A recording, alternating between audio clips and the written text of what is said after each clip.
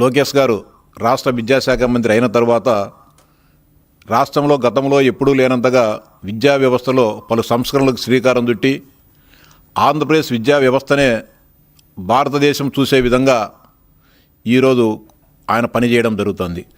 లోకేష్ బాబు గారికి వస్తున్న ప్రతిష్టను చూసి ఓర్వలేక రాజకీయంగా ఆయనతో పోటీ పడలేక గొడ్డల పార్టీ అధినేత ఆయన సైకో ముఠ ఈ రాష్ట్రంలో గందరగోళం సృష్టించాలని విద్యా వ్యవస్థకు ఏదో అవుతుందని చెప్పి మాట్లాడడం జరుగుతోంది. ముఖ్యంగా ఇటీవలనే మెగా డిఎస్సి ద్వారా 16,000 పైగా ఉపాధ్యాయులు నియమించి పాఠశాలను బలోపేతం చేయడం, అదేవిధంగా తల్లికి వందనం ద్వారా ఎంతమంది పిల్లలు ఆ కుటుంబంలో ఉంటే వారందరికీ డబ్బులు వేసి అందరినీ కూడా ఆర్థికంగా బలోపేతం ఇటీవలనే చేయడం జరిగింది. ఇవన్నీ కూడా చూసి ఓర్వలేక డిఎస్సిలో ఏదో జరిగిపోయిందని చెప్పి అరిగిపోయిన రికార్డునే మళ్ళీ టేపు తిప్పుతూ రాష్ట్రంలో గందరగోళం చేయాలని చెప్పి ప్రయత్నం జరుగుతూ ఉంది. నీట్ ఎగ్జామ్లో పేపర్ లీక్ అయిందని చెప్పి కేంద్ర ప్రభుత్వమే గుర్తించిన తర్వాత నీట్ పరీక్షను రద్దు చేయడం జరిగింది.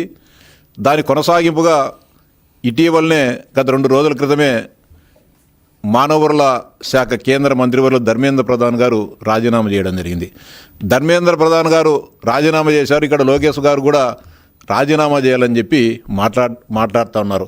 మీకు గత 3-4 నెలలుగా మీరు మాట్లాడుతున్న ప్రతి మాటకు కూడా అటు విద్యాశాఖ అధికారులు మేము కూడా నిర్దిష్టమైన సమాధానాలు చెప్పడం జరిగింది. మీకు ఎక్కడ అనుమానాలు ఉన్నాయో తీర్చడానికి అధికార యంత్రాంగం సిద్ధంగా ఉందని చెప్పినా కూడా మీరు అధికారుల వద్దకు మీకున్న అనుమానం నివృత్తి చేసుకోవడానికి మీరు ఆరోపిస్తున్న ఆరోపణలను వాస్తవం అవాస్తవమని తేల్చుకునేదానికి మీరు ఏ రోజు కూడా ముందుకు రారు. స్వయంగా మేము రాజకీయ పార్టీ తరపున మీరు ఒక రాజకీయ పార్టీ ప్రతినిధులుగా మనమందరం కూర్చొని బహిరంగంగా మీడియా సాక్షిగా మీడియా ముందు కూర్చుందాం, తిరుపతి ప్రెస్ క్లబ్కి రమ్మని చెప్పి అడిగినా కూడా మీరు ముఖం చాటేశారు.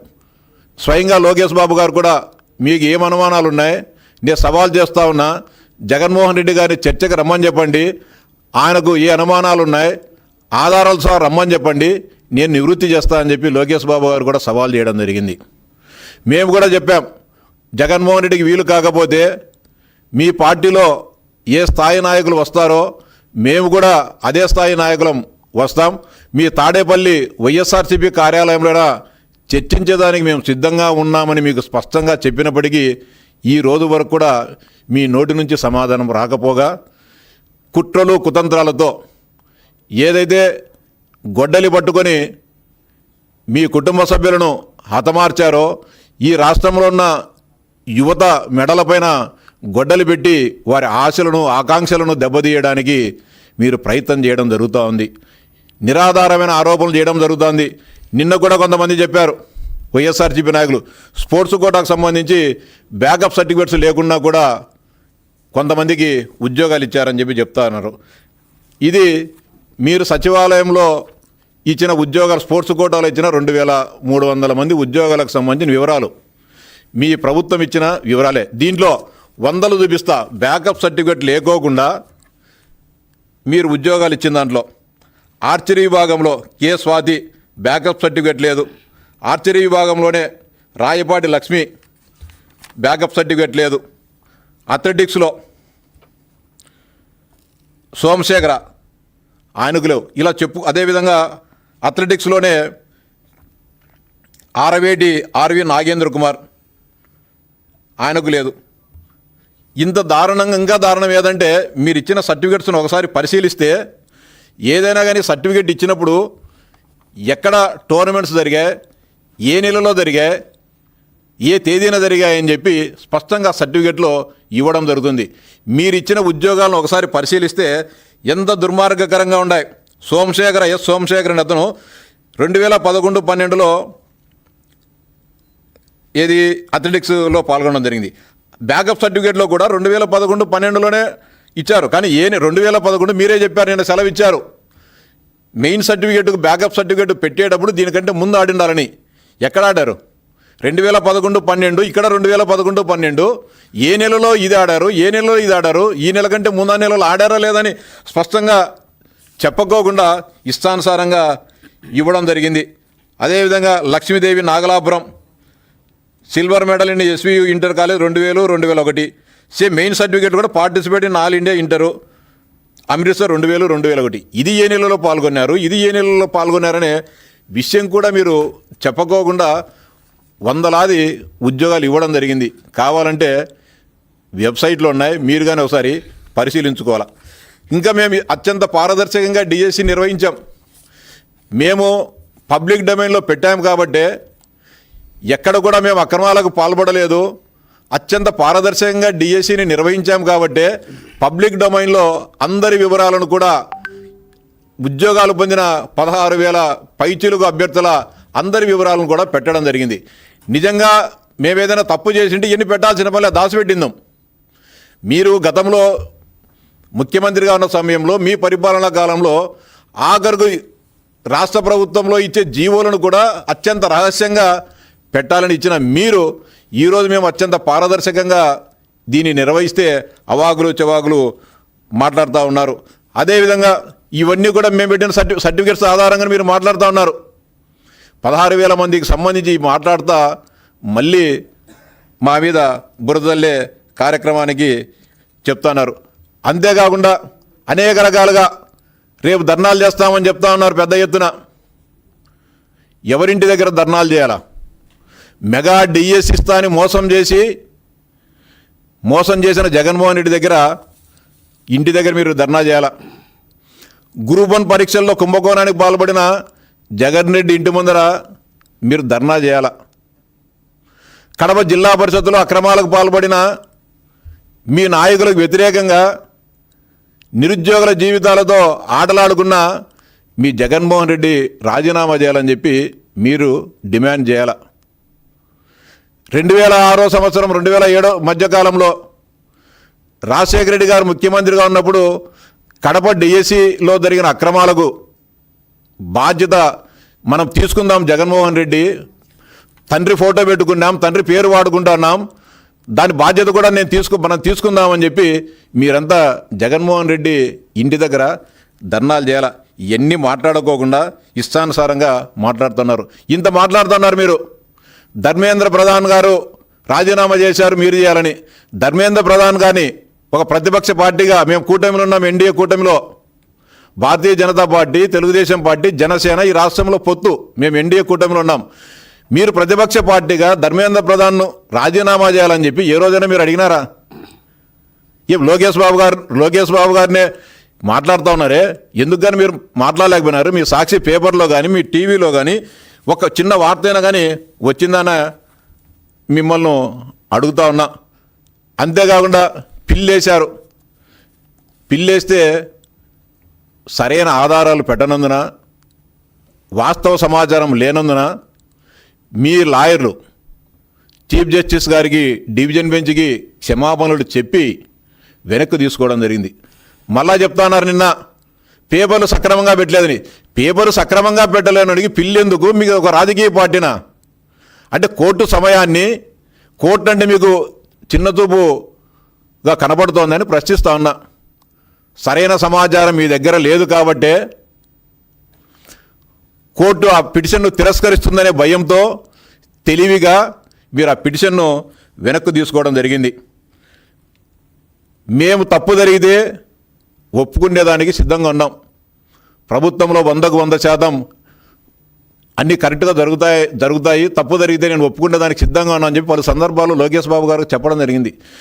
మీకు గుర్తుందో లేదో వైఎస్ఆర్సీపీ నాయకులకు గతంలో గాలి ముద్దుకృష్ణమనాయుడు ఉమ్మడి రాష్ట్ర విద్యాశాఖ మంత్రిగా ఉన్న సమయంలో 10వ తరగతి పరీక్షలు లీక్ అయినాయని చెప్పి నైతిక బాధ్యత వహించి రాష్ట్ర విద్యాశాఖ మంత్రిగా రాజీనామా చేయడం జరిగింది. అది తెలుగుదేశం పార్టీ నిబద్ధత.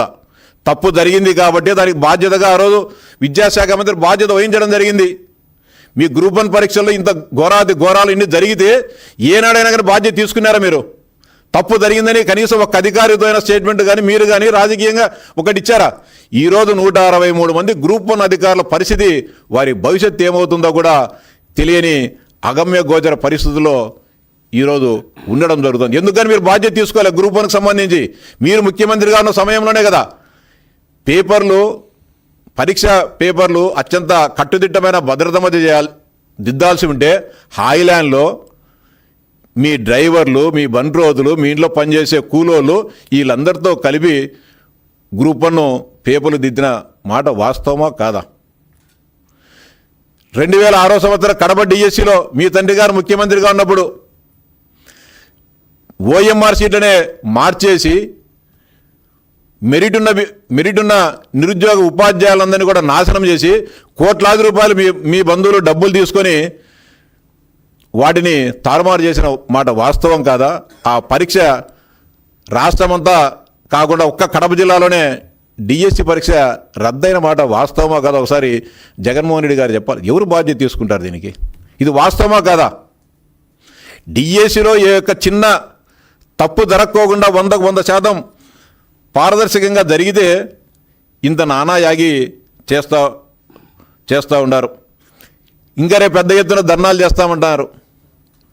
ఈ ధర్నాలో దాదాపు 33,000 గ్రీవెన్సెస్ వస్తే ప్రతి ఒక్క గ్రీవెన్స్కు లిఖితపూర్వకంగా సంబంధిత అభ్యర్థులను కూర్చోబెట్టుకుని దీనివల్ల నీకు ఉద్యోగం రాలేదమ్మా, దీనివల్ల లేదని చెప్పి స్పష్టంగా అధికార యంత్రాంగం 3 అక్కడ జిల్లా విద్యాశాఖ అధికారి దగ్గర, ఆర్జేడీ గారి దగ్గర, అదేవిధంగా రాష్ట్ర కమిషనర్ దగ్గర కూడా వ్యవస్థలు గ్రీవెన్స్ సెల్ని ఏర్పాటు చేసి అందరికీ కూడా మొత్తం సమాధానాలు వారికి చేయడం జరిగింది. 200 పైచిలుకు కోర్టు కేసులు వేస్తే ఏ కోర్టు కేసులు కూడా ప్రభుత్వానికి వ్యతిరేకంగా తీర్పు రాలే. అవన్నీ కూడా ప్రభుత్వము ఏదైతే కౌంటర్ వేసిందో వాటన్నింటిని కూడా రాష్ట్ర హైకోర్టు కూడా సమ్మతించడం జరిగింది. ఇక్కడ ఎవరు కూడా నిరుద్యోగులు మాట్లాడడంలే. డిఎస్సిలో మాకు అన్యాయం జరిగిందనో, డిఎస్సిలో అవకతవకలు జరిగాయనో, ఈ రాష్ట్రంలో పరీక్షలు రాసిన నిరుద్యోగ ఉపాధ్యాయులు ఎవరు మాట్లాడడంలే. మాట్లాడుతుండేది ఒకరు రాజకీయ నిరుద్యోగులు మాత్రమే. రాజకీయ నిరుద్యోగులు జగన్మోహన్ రెడ్డి, ఆయన ముఠ ఎప్పుడెప్పుడు ఈ రాష్ట్ర ముఖ్యమంత్రిగా కూర్చోవాలని చెప్పి తగతగలాడుతూ గందరగోళాన్ని చేయాలని చెప్పి ప్రయత్నం చేస్తూ ఉన్నారు. ఇవన్నీ కూడా చర్చించాలంటే అసెంబ్లీకి రమ్మంటే మళ్ళా రాడు. ఎక్కడ మాట్లాడాలా? ఈ రాష్ట్రంలో నేను ఒక శాసనసభ్యునిగా గెలిపించడం జరిగింది. పులివెందుల నియోజకవర్గ ప్రజలు చర్చించేదానికి అసెంబ్లీకి రావు. ఒక మాజీ ముఖ్యమంత్రిగా, ఒక పార్టీ అధినేతగా నిజంగా నీకు అనుమానాలుంటే చర్చించాల్సింది అసెంబ్లీకి రావాలా? నీ దగ్గర ఏ సాక్ష్యాధారంలో తీసుకొని అసెంబ్లీకి రా. వచ్చే అసెంబ్లీ జరుగుతుంది కదా, దానికి మాత్రం రావు.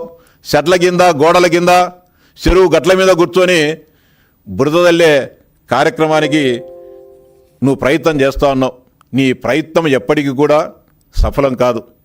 ఇంకా నీ మీద జంజీ యువత దృష్టి సారించి ఉండింటే ఈ రాష్ట్రంలో జంజీ యువత నీకు 11 కూడా వచ్చేటి కావు.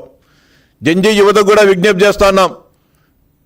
19-24 మధ్య కాలంలో జగన్మోహన్ రెడ్డి చేసిన దుర్మార్గాల పట్ల యువతను ఏ విధంగా వేధించారు, యువతకు ఏ విధంగా అన్యాయం చేశారన్న దానిపైన దృష్టి సారించాలా. ఆయన విశ్వరూపాన్ని, ఆయన వైఖరిని మీరు గమనించాలా అని చెప్పి జంజీ యువత కూడా విజ్ఞప్తి చేస్తూ ఉన్నాం. అంతేకాకుండా ఏ ఒక్క ఉపాధ్యాయుని పోస్టు కూడా చేయకోకుండా రాష్ట్రంలో నిరుద్యోగ ఉపాధ్యాయులందరికీ కూడా ఆ రోజు అన్యాయం చేయడం జరిగింది. రాజీనామా చేయాల్సింది లోకేష్ బాబు గారు కాదు, జగన్మోహన్ రెడ్డి, బొత్స గారు, మీ అందరికీ కూడా, మేధావులందరికీ కూడా చెప్తాను, మీ వైఖరి వలన, మీ తప్పుడు ఆలోచనల వలన ఈ రాష్ట్రం సర్వనాశనం కావడం జరిగింది. దానిపైన మీరు రాజీనామా చేయాలా? ఈ రాష్ట్ర ప్రజలకు తప్పు చెప్పాలి తప్ప ఇంకోటి కాదు. మరోసారి కూడా సవాల్ చేస్తూ ఉన్నాం. రేపు మీరంతా ధర్నాలు చేస్తున్నారు కదా, పిలిపించినారు. మేము పొద్దున మీరు టైం ఇస్తే తాడేపల్లె కొంపకాడికి వస్తాం అందరం. మీరు ఎంతమందిని పంపించి బయట కూర్చొని, రోడ్డు మీద కూర్చొని చర్చిద్దాం. చర్చించేదాన్ని మీరు సిద్ధంగా లేరు. చర్చించేదాన్ని మేము సిద్ధంగా ఉన్నాం. మీకు చేతనైతే మా సవాల్ను స్వీకరించండి. ఎక్కడ అవకతవకలు జరిగాయో, స్పోర్ట్స్ కోటాలో ఏ ఇబ్బందులు జరిగాయో అన్ని దానిపైన కూడా రేపే చర్చించడానికి సిద్ధంగా ఉన్నా అని చెప్పి మరోసారి మీకు సవాల్ చేస్తున్నాం. మీ తాడేపల్లి కొంపగాడిగే డైరెక్ట్గా రమ్మన్నా కానీ ఆడికి వస్తాం, లేదు బెంచ్ సర్కిల్కి రమ్మని వస్తాం. ఎక్కడికి రమ్మంటే అక్కడికి వచ్చేదానికి సిద్ధంగా ఉన్నాం. లేదంటే మీ ఇడవలపాయకు రమ్మన్నా కానీ మేము వస్తాం. ఇవన్నీ కూడా మీరు గమనంలో పెట్టుకొని ఒళ్ళు దగ్గర పెట్టుకొని ప్రవర్తించాలని చెప్పి డిమాండ్ చేస్తున్నా. కేవలం లోకేష్ బాబు గారి ప్రతిష్టను చూసి ఇష్టానుసారంగా మాట్లాడిన ప్రతిష్ట తగ్గదు, పెరుగుతుందనే విషయాన్ని కూడా ఒక విషయాన్ని చెబుతూ వేమన ఒక పద్యం రాశాడు. తప్పులెన్నువారు తండోపతండంబు లుర్వి జనులకెళ్ళ నుండు తప్పు, తప్పులెన్నువారు తమ తప్పులు ఎరుగరు విశ్వదాభిరామ వినురవేమ అని వేమన తన వేమన శతకంలో చెప్పడం జరిగింది. ముందు మీరు చేసిన తప్పులను, మీరు చేసిన మోసాలను, మీరు ద్రోహాలను ముందు ఒకసారి ఆత్మ పరిశీలన చేసుకొని ఇంకొకరి మీద బురద చల్లండి. ఆ తప్పులు ఏదైనా జరుగుతూ ఉంటే మాట్లాడండి తప్ప ఇష్టానుసారంగా మాట్లాడితే చర్మం తీసి తోలు కడతామని చెప్పి హెచ్చరిస్తా ఉన్నా.